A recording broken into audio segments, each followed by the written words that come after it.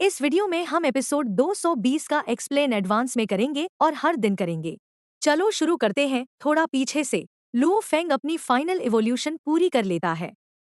उसका golden horn beast body perfect life gene level तक पहुंच जाता है, लगभग 55,000 माइल्स लंबा, और पूरी तरह बीस्ट गॉड आर्मर के साथ इंटीग्रेट हो जाता है, जिससे उसकी पावर बहुत ज्यादा बढ़ जाती है। अब वह आई एम द यूनिवर्स को फ्रीली यूज कर सकता है। उसके पास है universe master level technique, top tier treasures जैसे बीस्ट गॉड आर्मर। अब उसमें कॉन्फिडेंस आ जाता है कि वह तियान यांग नाइट को हंट कर सकता है और बचा हुआ विंग हासिल कर सकता है। अब लुओ फेंग वर्चुअल यूनिवर्स में एंटर करता है। वह कुआंग झो नाइट से कहता है कि तियान यांग नाइट को लोकेट करे, जो एक स्ट्रॉन्ग यूनिवर्स ओवरलॉर्ड है। एक साइड इंसिडेंट से एक कठोर सच्चाई सामने आती है। एक यूनिवर्स नाइट, मेई हुआ नाइट, रिवाइव होने के बाद कर्ज में डूब गया है। गणवू यूनिवर्स कंट्री मास्टर की हालत और भी खराब है। कई बार रिवाइव किया गया, अपने ट्रेजेस खो चुका है और अब कर्ज में है, अपनी रेस का और दूसरे स्ट्रॉन्ग बीइंग्स का।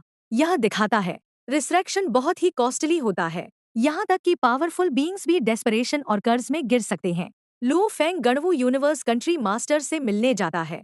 जब वह उसकी पब्लिक ह्यूमिलिएशन देखता है और वहां उसे उसकी असली हालत का पता चलता है। गणवू अपनी ग्रीड और रिस्की डिसीजंस की वजह से 3 बार मर चुका है। उस पर भारी कर्ज चढ़ चुका है। 1.6 ट्रू ट्रेजर पॉइंट्स दूसरे नाइट्स को, 2.2 ट्रू ट्रेजर पॉइंट्स अपनी क्लैन को।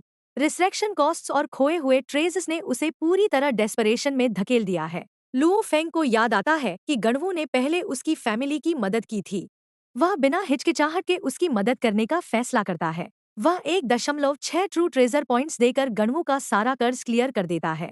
आउटकम, गणवू लंबे समय के प्रेशर और ह्यूमिलिएशन से आजाद हो जाता है। उसकी डिग्निटी और पीस ऑफ माइंड वापस आ जाती है। वह लुओ फेंग के प्रति बहुत ग्रेटफुल हो जाता है। अब लुओ फेंग अपने अगले मिशन की तैयारी करता है।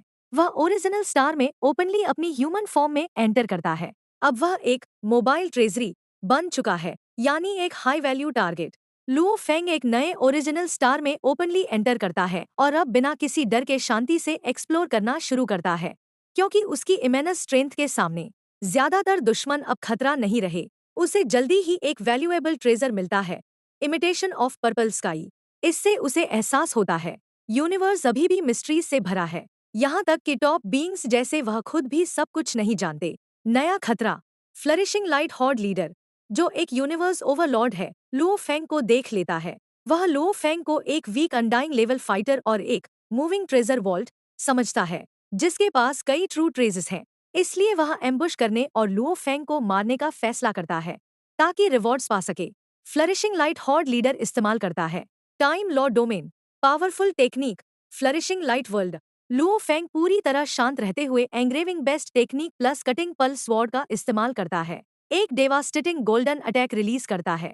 रिजल्ट, दुश्मन का अटैक तुरंत डिस्ट्रॉय हो जाता है। फ्लरिशिंग लाइट हॉर्ड लीडर एक ही वार में खत्म हो जाता है।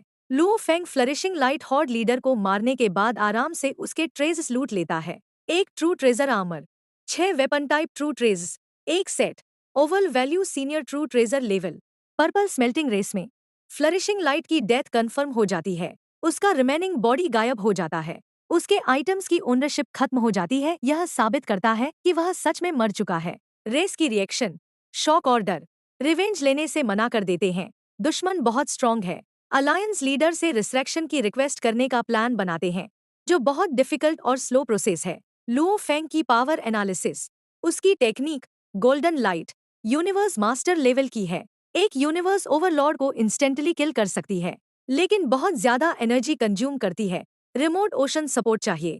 उसकी strength level top tier universe overlords या स्पेशल लाइफ फॉर्म्स के बराबर की इनसाइट आर्मर बहुत मायने रखता है। लुओ फेंग ने लगभग स्पेस लॉज को पूरी तरह मास्टर कर लिया है। अब उसे सिर्फ फाइनल फ्यूजन की जरूरत है ताकि वह यूनिवर्स मास्टर बन सके। एस्टिमेटेड ब्रेकथ्रू, लगभग 1000 साल के अंदर। न्यू सिचुएशन, अब बाकी रेसिस लुओ फेंग को एक मोबाइल ट्रेजरी के रूप में देख रही हैं, जिसके पास बहुत सारे ट्रेजेस हैं। एक ग्रुप ऑफ यूनिवर्स नाइट्स उसे स्पॉट करता है और एक कोऑर्डिनेटेड एम्बुश की प्लानिंग शुरू कर देता है। लुओ फेंग अब कई दुश्मन ग्रुप्स का टारगेट बन जाता है, क्योंकि सभी उसे एक ट्रेजर वॉल्ट मान रहे हैं। इसके चलते एक बड़े स्केल का एम्बुश शुरू होता है। शुरुआती अटैकर्स, 2 नॉर्दर्न टेरिटरी अलायंस से, 3 थॉर्न रिंग अलायंस से बाद में ज्वाइन करते हैं। 8 और फाइटर्स अलग अलग अलायंसेस से, 12 यूनिवर्स नाइट्स, एक यूनिवर्स ओवरलॉर्ड। लुओ फेंग की स्ट्रेटेजी, वह पैनिक होने का नाटक करता है और भागने लगता है। इस्तेमाल करता है spiritual force weapon, star map, high speed movement. लेकिन सीक्रेटली वह सभी दुश्मनों को एक जगह इकट्ठा कर रहा होता है, उनकी मूवमेंट और स्ट्रेंथ को ऑब्जर्व कर रहा होता है। लुओ फेंग 9 टाइगर रिवर नाम का डोमेन टाइप ट्रेजर एक्टिवेट करता है। शुरुआत में इसका रेसिस्टेंस कमजोर लगता है, दुश्मन इसे अंडर एस्टिमेट कर देते हैं। फिर वह इसे लॉ डोमेन और फुल पावर के साथ कॉम्बाइन करता है, इसे एक पावरफुल सेपरेशन फील्ड में बदल देता है।